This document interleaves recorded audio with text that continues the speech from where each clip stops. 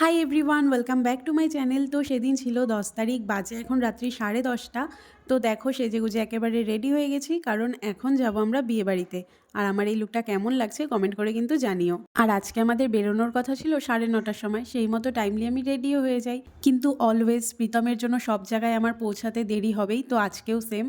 কোথায় 9:30টার সময় আমরা বেরোতাম, সেখানে উনি বাড়িতেই ঢুকলো 10:30টায়, আর ওর রেডি হয়ে বেরোতে বেরোতে এখন বাজে 11:45। যাই হোক, কি আর করা যাবে। আর এটা ছিল আমাদের এই সিজনের ফার্স্ট বিয়েবাড়ি, আর অনেক দিন পর ফাইনালি একটা বিয়ের ইনভিটেশন পেয়েছি। তারপরে চলে এসেছি বিয়েবাড়িতে, আর এই যে আমার দুই বান্ধবী, যাদের সাথে অনেক দিন পর দেখা হলো। আমি তো সব থেকে বেশি এটা ভেবে এক্সাইটেড ছিলাম যে অনেক দিন পর তিনজন একসাথে হব। আগে তো প্রতিদিনই দেখা হতো, আর এখন তো আমাদের বিয়ে হয়ে গেছে, আর যার যার কাজের চাপে কারোর সাথে কারো দেখাই করা হয় না।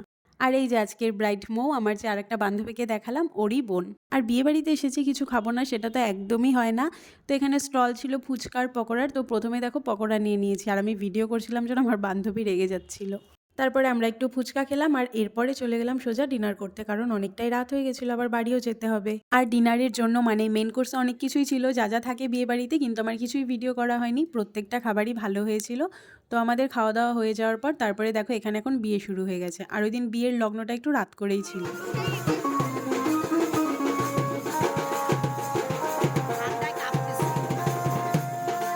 তারপরে আমরা বেরিয়ে পড়লাম বাড়ি যাওয়ার জন্য। বাজে এখন 12:30, আর ওই দিন প্রচণ্ড কুয়াশা ছিল, আর সাংঘাতিক রকমের ঠান্ডা ছিল।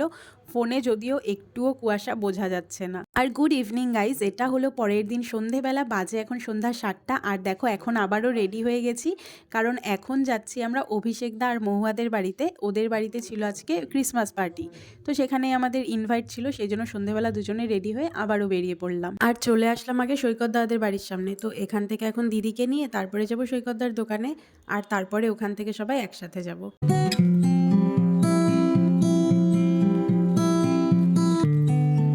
তো চলে আসলাম সৈকতদার দোকানে, আর এসে দেখছি যে গৌরবও এসেছে, আর ও যাবে সেটা আমাদের একদমই জানা ছিল না।